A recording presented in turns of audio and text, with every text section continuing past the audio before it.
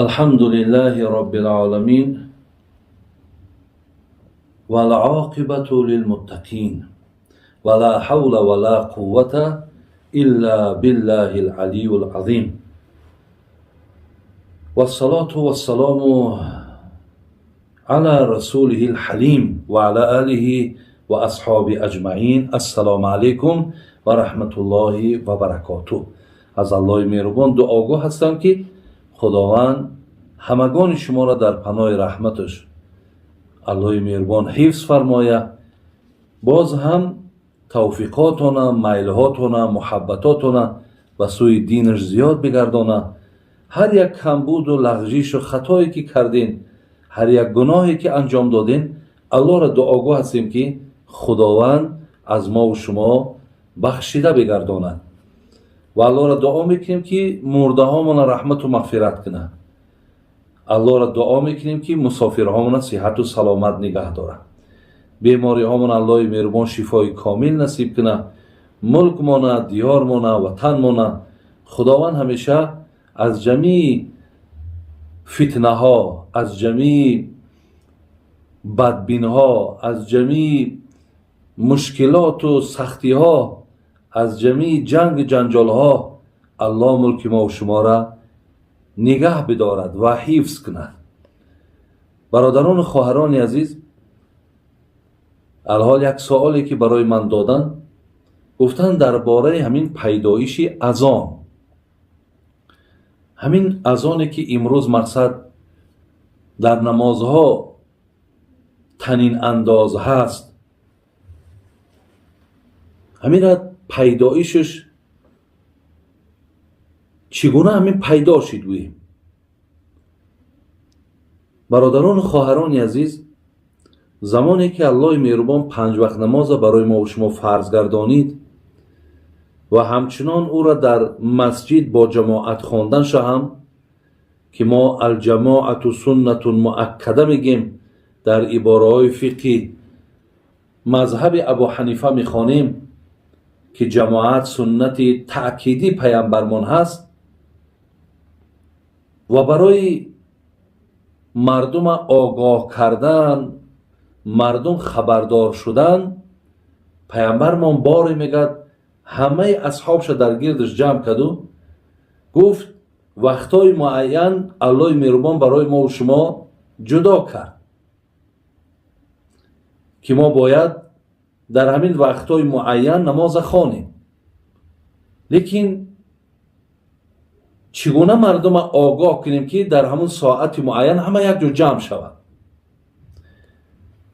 یکی میگه از بین بلند شد گفت حضرت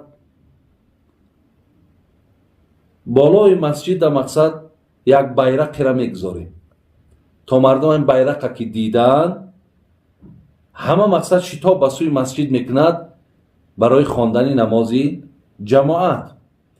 پیامبر گفتن اگر مردمی که خواب باشه چی؟ یعنی مقصد پیشنهاد قبول نیست.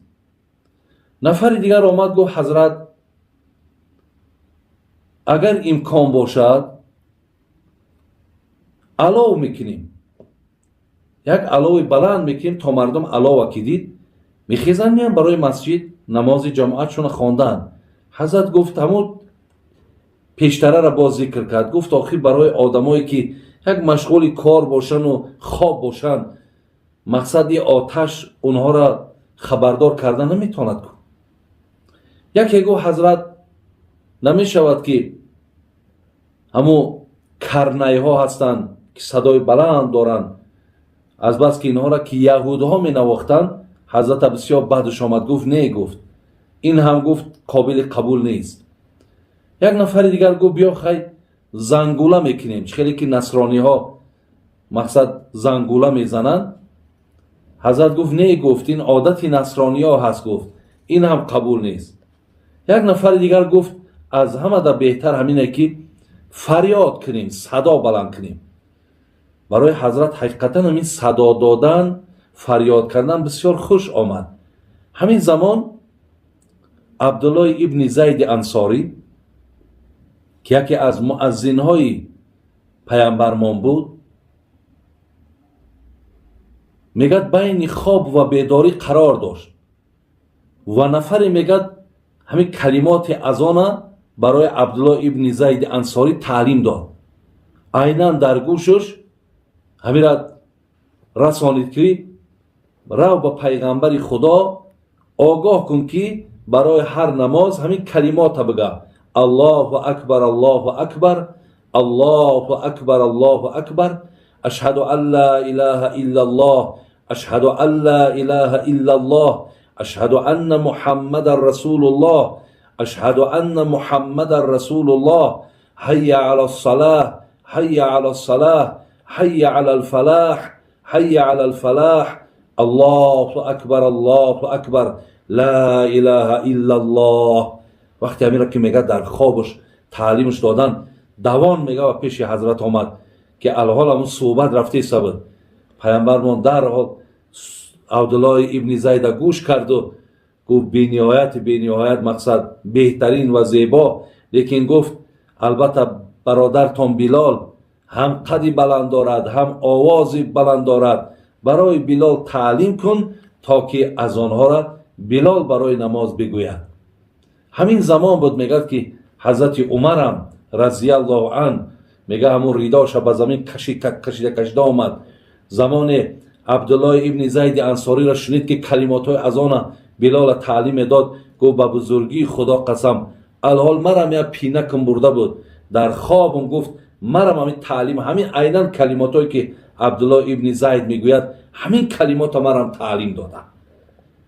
انا اینم مقصد یکی از پیدایشی بگیم همین از آن در کتاب ها همچنان بیان کردن.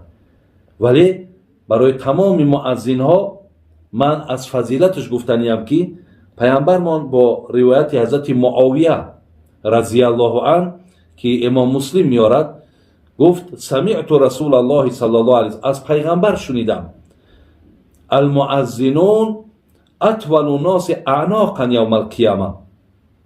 کسی که اذان میگوید روز قیامت از همه گردن بلند، اکنون مراد از گردن بلند مقام بلند، مرتبه بلند در پیشگاه خداوند عزت دارد آن کسانی که مقصد اذان دهنده نماز هستند. لیکن باز میگم برادران عزیز، اذان حتما از پیش نفرهایی که اهل علم گذرانیم، برای در بسیاری از جاها میگذاریم چنان اذانهایی که پر از خطا هم. شما هم گوش کننده را اگه نگار میکنین هم خطانه و هم از این مقامی که پیامبر میگه شما را لایق سزاوار نمیشه. برای همین ببین حضرت چی گفتن؟ مؤذین ها درازترین مردم هستند، اعناقاً گردنهاشون در روز قیامت. این یکی از بگیم خوبی هایی که برای مؤذین ها. دیگر حدیثی که پیامبر ما گفتن که اذا سمعتم النداء، ابو سعید خدری میارد، این حدیث متفق علیه است، هم بخاری و هم مسلم میگن: اذا سمعتم النداء فقولوا كما يقول المؤذن. چه که مؤذن الله اکبر میگه تو هم الله اکبر بگو. اشهد ان لا اله الا الله، اشهد ان لا اله الا الله، اشهد ان محمد رسول، اشهد ان محمد رسول الله. انا اینجا فقط حی علی الصلاه کی گفت لا حول ولا قوه الا بالله، لا حول ولا، همین حی علی الصلاه، حی علی الصلاه دوبار لا حول ولا قوه الا بالله، لا حول ولا قوه الا بالله. با حی علی الفلاح، حی علی الفلاح همینش هم لا حول ولا قوه الا بالله، لا حول ولا قوه الا بالله.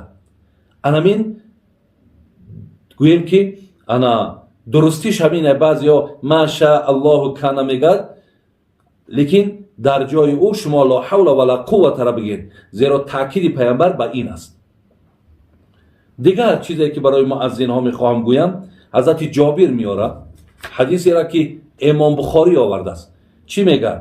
میگه من قال حين يسمع النداء، وقتی که صدای اذان که شنیدین شما باید دعا شکنین. چی دعا؟ اللهم رب هذه دعوت التامه والصلاه القائمه آت محمدا الوسيله والفضيله والدرجه الرفيعه وبعثه مقاما محمودا الذي وعدته. انا متن حدیث یا دعای اذان تو همینجا بود میشود. الذي وعدته، بعد اویی که ورزقنا شفاعته یوم القیامه انک لا تخلف الميعاد، از بس که دعا که است با یک دعای دیگر در درونش ضم که کنیم یکون گناهی نیست، ولی دعای از آن تا همو الذی وعدت تمام میشد. وقتی اگر کسی پیغمبر میگه همین دعا را اگر خواند چی میگه؟ میگه حل له شفاعت یوم القیامه، برای خواننده های این دعا واجب میشد بر ذمه من این که روز قیامت شفاعت تان کنم.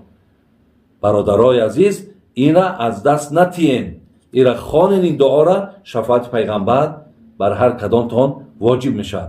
دیگر چیزی که برادرای عزیز سعد ابن ابی وقاص میارد حدیث مسلمه، پیامبر ما گفته است که من قال حين يسمع المؤذن، وقتی که صدای اذان شنیدین شما باید گویین اشهد ان لا اله الا الله وحده لا شریک له و ان محمدا عبده و رسوله رضیت بالله ربا و بمحمد رسولا و بالاسلام دینا غفر له ذنبه.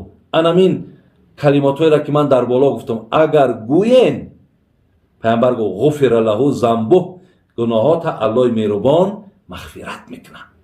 برادر عزیز این چیزا را در ذهنتون بگیرید. یک حدیث آخر میخوانم، ابو داود و ترمذی اسناد حسن میگن، با روایت حضرت حسن است انس است، میگه الدعاء لا يرد بین الاذان و الاقامه. بین وقتی اذان که گفتن بینکش یک اندک تنفس میکنن و بعدن برادر عزیز قامت میگن. پیامبر گفت بین اذان و بین قامت دعا که هر دعایی که کنی الله مهربان دعات رد نمیکنه.